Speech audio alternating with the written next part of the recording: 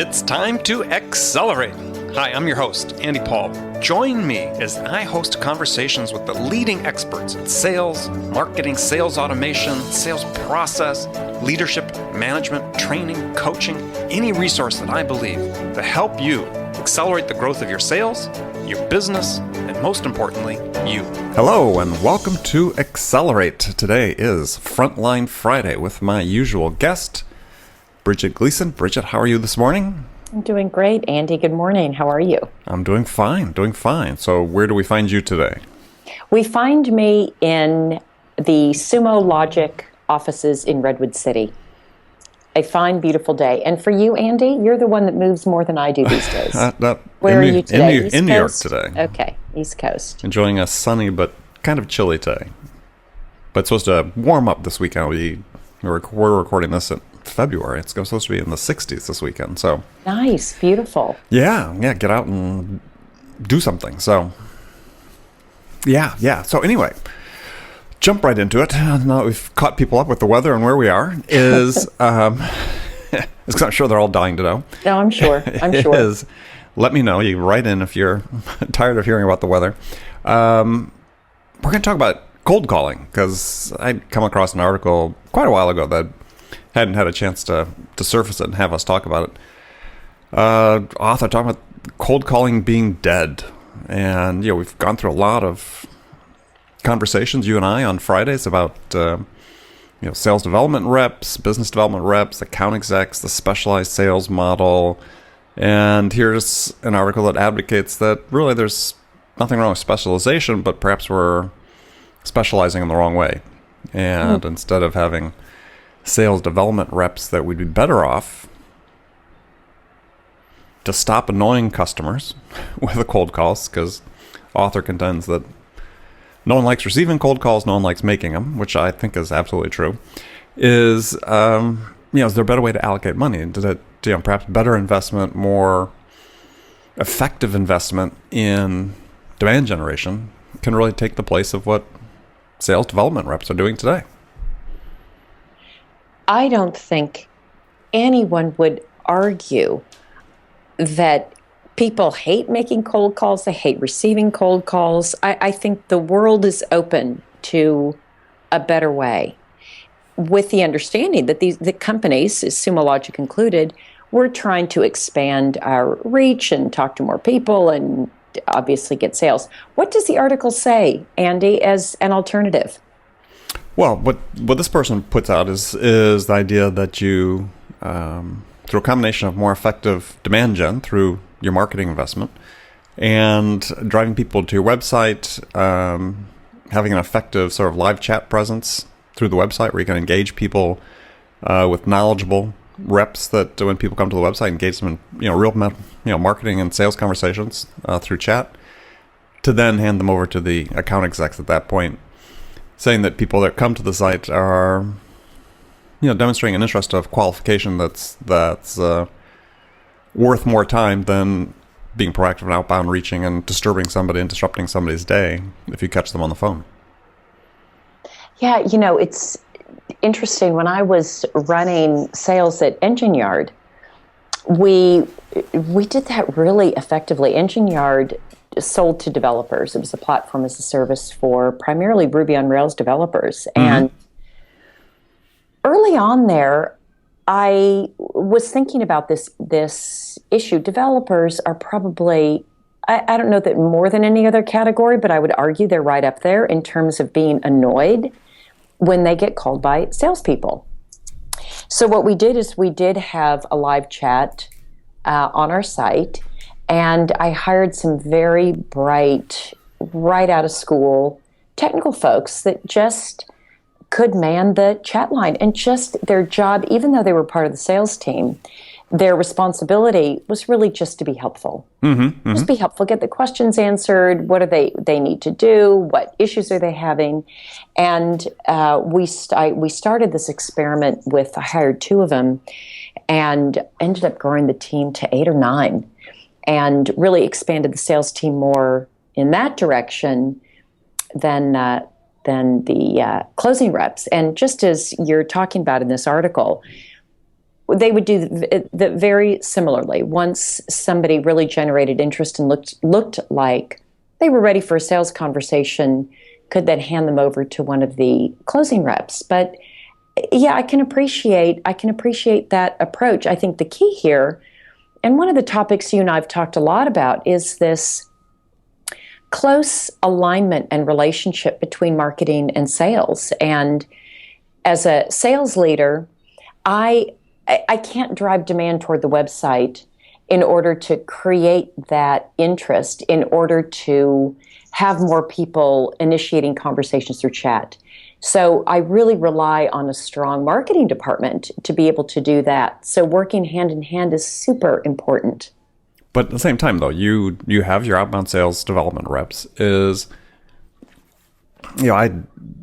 believe at one level that the reason we cold call, and especially in a lot of situations, there'll be people that argue vehemently against this, is that the reason that we cold call is that we're not generating enough leads. And I talk about this in my latest book, is that, in an ideal world, marketing generates enough good leads that sales doesn't need to invest money in people whose sole function is to go out and make cold calls. I don't disagree with that at all. Okay, so if we use that as a premise, then what you're saying then is you have your sales development reps just really out of necessity. Absolutely. I think everybody does. I don't know. I mean, the book's been written. A friend of mine, Jeb Blunt, wrote a great book called Fanatical Prospecting. He and many, many others would say that anybody that thinks that they can build a business without proactive business development is nuts, is fooling themselves. But I think that goes back to, Andy, the fact that it's very difficult and perhaps unrealistic to expect that marketing can go create the quantity and quality of leads that you're looking for. Well, their argument would be is, even if they could, you'd still be crazy. Because, there's some people that actually believe, and I don't believe this at all, and people who are listening to this, feel free to send me an email at andy@zerotimeselling.com if you agree or disagree. But there are some people out there that believe that, let's see, if a lead that you develop through a cold call, through a proactive outbound, is going to be a better lead, more likely to close than one that comes to you through an inbound, that a lead that you develop through outbound proactive is on average going to be a larger deal than a prospect that comes, and respond to demand gen. And I'm sort of laughing because I think I think those are ridiculous assumptions. There's nothing about the method of the original point of contact that's going to dictate the size of the customer or their likelihood of closing. So I think on this one, I don't see it as much of we don't need to rely on beliefs here. We can look at data. Yeah. And so I'll tell you that in different selling environments that I've been in, what you describe, the data supports the fact that an outbound, a lead-generated, sales-generated lead that a rep finds, they cold call, they go after, they close, etc. Again, in certain situations, there's not one size fits all, or this is not true in every case. But in certain situations, it was true that the deal closed faster and for a higher sales price than the ones that were coming in based from marketing. So why would that be? Well, because in this particular situation was because marketing was very effective at bringing people to the website or bringing leads that were of the quality wasn't there, and they were all like really SMB accounts. They weren't the mid-market or larger accounts that we were going after. They just hadn't figured out yet. There's misalignment there in terms of marketing. But I'm saying in a theoretical sense, if marketing was trying to address and bring in the same targeted customer profile that sales is doing the proactive outbound to, that there's no reason one method of initial contact with the prospect should dictate size or likelihood of conversion. Well, I think in a lot of cases, Andy, marketing is trying to identify and bring those leads in. And I think that oftentimes marketing and sales can be in alignment. but their ability to, I mean, they're having the same struggles that we are as salespeople in terms of getting through the noise. And I think their intention and their effectiveness may be two different things. So I don't always say that it's because there's not alignment or that they're not effective. I think it's hard. I think it's hard. Right. And I guess I agree with you that if marketing could bring him in, we wouldn't need outbound reps. I don't see a world in which that exists. In the world that I'm in, I should just say, I don't know when that will exist. Perhaps, and there are companies, I mean, I'll say there are companies that they'll have, maybe you wouldn't call them outbound reps, but they'll have sales development reps that marketing is generating so much inbound and so much interest that there's a layer that has to sift through and figure out which accounts are, which prospects are going to be flipped over to a closing rep.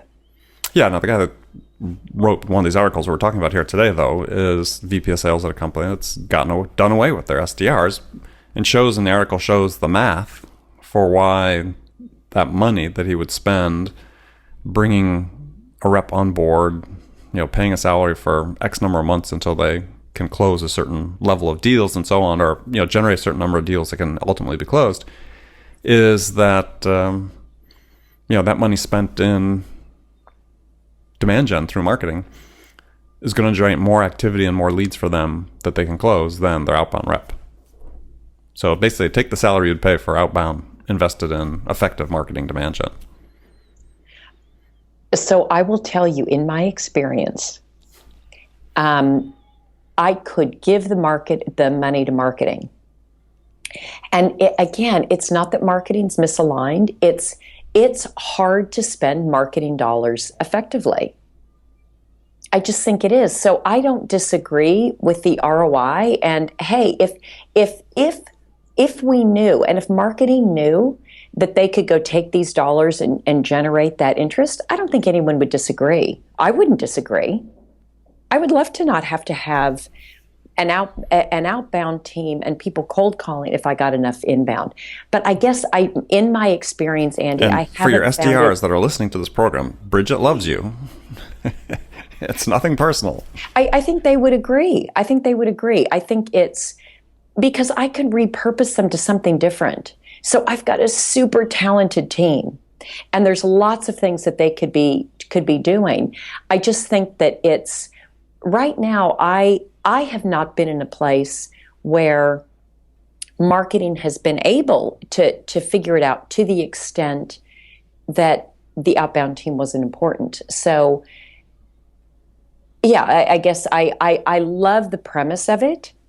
In fact, I'm totally on board. And again, I think the SDRs, there are other functions. These are at least at Sumo Logic and other places where I've been, super talented early sales professionals. Put them on the front lines. They'd be delighted to move from where they are to the front lines. It's not about me not wanting sort of people in the early stages. It's that I think it is difficult for people. It can be a grind to make a lot of cold calls, and I don't know a person that would say I love getting a cold call. I've never heard anyone say that, or don't feel annoyed, or don't. So I think there's some friction there that would be great to minimize or eliminate. Yeah, no, I agree. So we're going to take a short break, and we're going to come back and continue talking about this subject. You're here with us today on Frontline Friday with Bridget Gleason, and we'll be right back. Hi, this is Andy. Connect and Sell is used by sales reps at nearly 1,000 companies, including hundreds of technology startups and several Fortune 500 companies, to overcome the challenges of getting prospects on the phone. Companies using Connect and Sell grow their revenues faster by enabling their sales reps to have more sales conversations in 90 minutes than they could otherwise achieve in an entire week. Connect and Sell can be deployed directly to your sales reps, or you can take advantage of their outbound on-demand service, which delivers qualified prospect meetings scheduled directly on your sales reps' calendars. Visit connectandsell.com to learn more about how Connect and Sell can start filling your pipeline today. Welcome back to the show with my guest today on Frontline Friday, as always, Bridget Gleason, holding down the West Coast. I'm holding down the East Coast today. We got it covered. We just need someone in the center. That's true. Somebody in flyover country that we Need someone in the center. All right. So another interesting thing I read was sort of along the same lines as someone about wanting to have more, replacing the proactive outbound with more effective demand gen, and then effective sales conversations or marketing conversations through live chat and other means through their website, is a statement that if the messaging is really going through email these days, or email and or texting as opposed to phone, is that really when you're hiring SDRs, you really need to prioritize good writing skills over good calling skills. And I thought that was sort of interesting because so much of what's being done now, the emphasis, at least from a tool standpoint, is really on sort of broader scale automation of some of these initial sales outreach, right? Even though there's some quote unquote personalization that supposedly takes place, but those messages aren't being written by the sales reps themselves, though. So, where did you sort of come down on that? I thought when you're hiring an SDR, how do you consider writing as part of the skill set that you're looking for? I think writing is a super important skill. I would say their communication skills overall is what I look for. They are still going to be required to have conversations. So instead of saying prioritizing writing over, let's say, verbal communication, I would say communication skills, strong communication skills in general, is what I think is important. And it is important for the SDR, certainly, that we hire at Symologic, and always has been. I think good communication skills, just in general in business, are very, very important. And so not becoming less important through the automation. Take a simple sales development platform. There's going to be a series of templated emails that are set out for the sales development reps to use as part of their sequence or their cadence or their funnel or whatever you want to call it based on the tool you're using. They're not creating those, right? How much of their personal touch are they really putting on those communications? I require that they have personal touch on all of the cadences.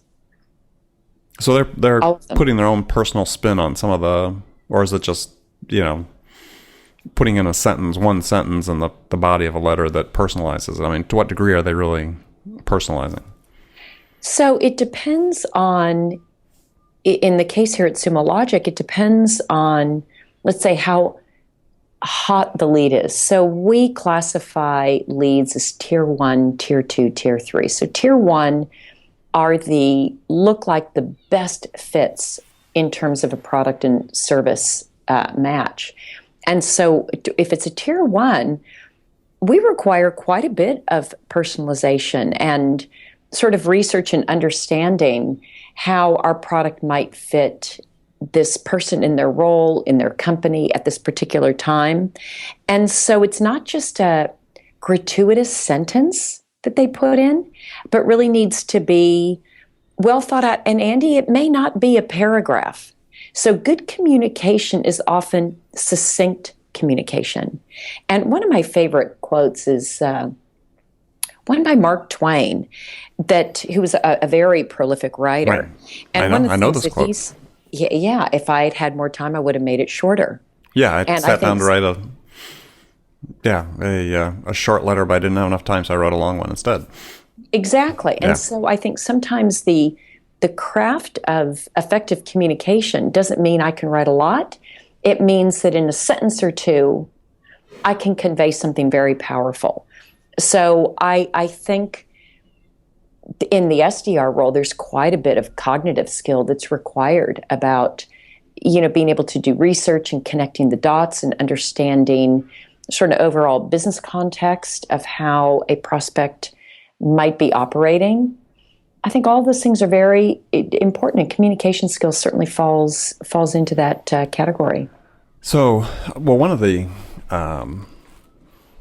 issues that I see along the personal line of personalization, we spoke about this last time in terms of the wall of shame or the hall of fame, depending on which direction you want to be for SDRs, but is how much time on average is a sales development rep given in order to do the research and the personalization given that they've got some fairly stringent demands on their time relative to number of contacts and so on. I mean, do they get 5 minutes per? Do they get 2 minutes? I mean, how do you factor that into the total sort of load balancing with your SDRs and accomplishing their metrics? Yeah, and I don't think there's, again, I can't give you a number that's going to fit every situation. So I think that really depends. I think you should certainly be able to do the research in less than 10 minutes. Let's say up to 10 minutes for a tier 1. Maybe tier 2, 3, you're going to spend 3 to 5 minutes. Maybe tier 1, I would argue that maybe you go up to 15 minutes. I mean, the tools make it very easy if you can be very effective at where to look and how to look. But reps do need to prioritize the prospects coming in also so that they know how much time they should spend per lead and per prospect in terms of the research. And this brings me to another quality that is very important in an SDR function, actually in sales in general, is good time management skills and understanding the things, what to do more of, what to do less of, and what to eliminate altogether. Mm-hmm. And that's also a very, very important quality, again, is time management. Well, and part of that starts with you, though, right? I mean, in terms of, they're going to look at it and saying it starts with you because, one of the things you see in study after study after study about sales time management is that reps will claim that they only have 40% of their hours available in the day to actually interact with the prospects because the rest is weighted down with bureaucratic demands, which, I don't know, you give me a sense of what happens in your organization. To me, that number always seems to be unsupported by data, but, it's sort of the number that's out there. So if you were to ask your reps, would they say, gosh, management has us weighted down with all these other things other than selling, so that's taking our time, and we're not really able to manage our time? Oh, I'm sure. I'm sure they would say that. I would say that about my management too. I mean, I think that's the constant challenge. I think about that when I have meetings and, our weekly team meetings and forecasting meetings and the different regional meetings. I think about it all the time. Am I weighing people down with things that are not necessary? And I put meetings in the bureaucratic in the category of this is not a set and forget. This is something we need to continually be iterating on and looking for feedback from the people who report to us around, are we spending too much time on things that are not critical and could be handled more effectively in a different way and not taking up so much of their time. So I'm very aware that I can be a participant in that problem, and it's something that I think about on a regular basis. So if you had to estimate for your team, what that number would be, the amount of their normal 8 to 9 hour working day is available for them to actually engage in sales activities, what percentage would you say that is? God, actually what I'd like to do is go back and I could go look at their calendars and see, I think about it with the SDRs specifically. Yeah. There's, they may have one weekly larger group meeting. Mm-hmm. So that would be an hour. They have a weekly meeting, the team with their direct manager. That's another hour. They have one-on-ones with their manager. That would be another hour. So that's 3 hours. Let's throw in, we're not bogged down with meetings.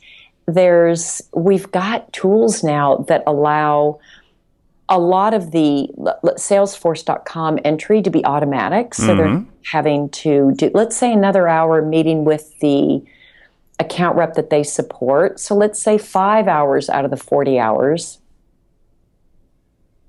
And I'm sure there's a lot of stuff that I'm missing in there. But I would say it's 15%. Yes, gosh, you'd be way above average. I mean, in a positive sense. I know, and I'm probably missing things. So I don't want to give myself a very good grade here until I go vet it out, because Let's they get could it be independently listening. certified.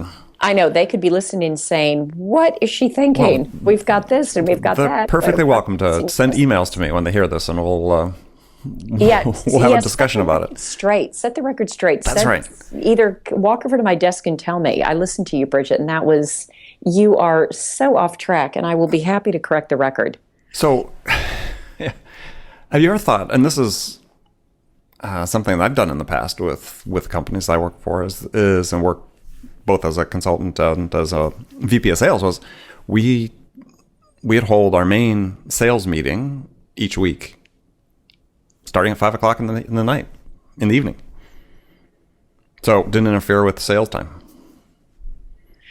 The only reason, I mean, I wouldn't mind doing that. We have a team that works the East Coast, so they're generally in the office by 6 a.m. Oh, and they're gone early. Okay. And so they're gone a little earlier. So that would be a bit of a challenge for us. I've thought about that. And there are, like, when we'll have a town hall meeting for the company, those typically start, 3 to 4. So there are cases where they do have to be here later. I would, I wouldn't do that here. And then again, I've got a team in EMEA and APAC, and so trying to get everybody on the same page, that's not possible to make it convenient for everybody. I've got somebody calling in at 8 at night and somebody calling in at 6. And well, the answer is you can do it after 5 in each of those locations. You just have extra meetings. You yourself. Yeah, and that's not happening. That is going to be hard for me to squeeze in any more meetings. So, last question for you before you go, and because I know we're limiting ourselves we're strict on time today, is just a coverage on salary. So, was at a conference, heard a lot of figures and so on in terms of how much annual recurring revenue coverage you need to have for an AE salary, account exec salary. What metric do you guys use in that regard? For an account exec, or for account exec? Again, Andy, that's a difficult one to answer, because our account execs are depending on what level they are, they're going to carry a different quota. So it's really tied to their salary and what their quota expectation is. And is that fairly individualized then, you're saying? It's tiered. Okay. So I wouldn't say it's individualized, but it's tiered. But I do think you need, and again, it's going to be different company to company, depending on what the gross margin is of the product that you're selling.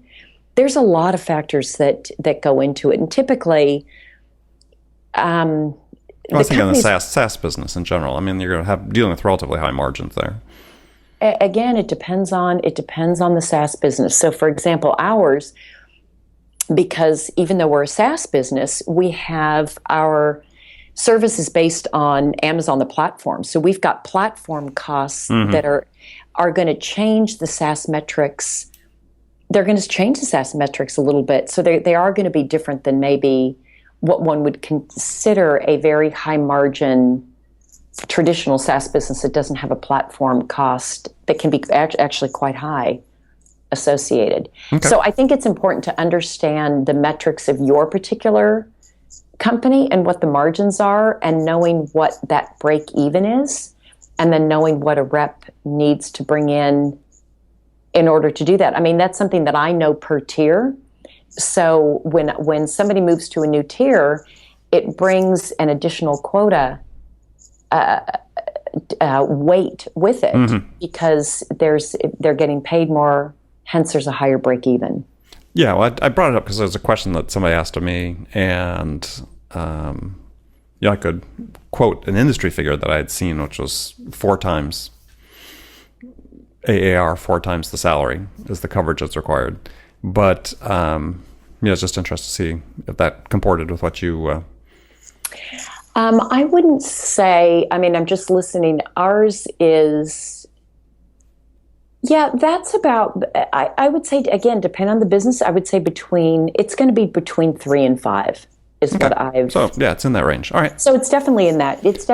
Yeah, because I've had one client that was like 2 times, and I thought, okay, this is going to be problematic for you. Even at relatively high margins they had, it still seemed low, and they got a lot of pushback from their account execs when they were trying to raise the quotas, and sort of people throwing facts and figures and industry statistics at each other back and forth. But I was just, less curious, and somebody had asked me about that. Well, good. Yeah, it's probably just not sustainable. You may do that early on, and you're trying to break into market and keep your reps happy. But I don't think that ratio doesn't seem sustainable to me. Yeah, no, I agree. So, well, good. Well, thanks as always for joining me on Friday, and thanks everybody listening for joining us again on another episode of Frontlines Friday. And we'll look forward to talking to you again next week, Bridget.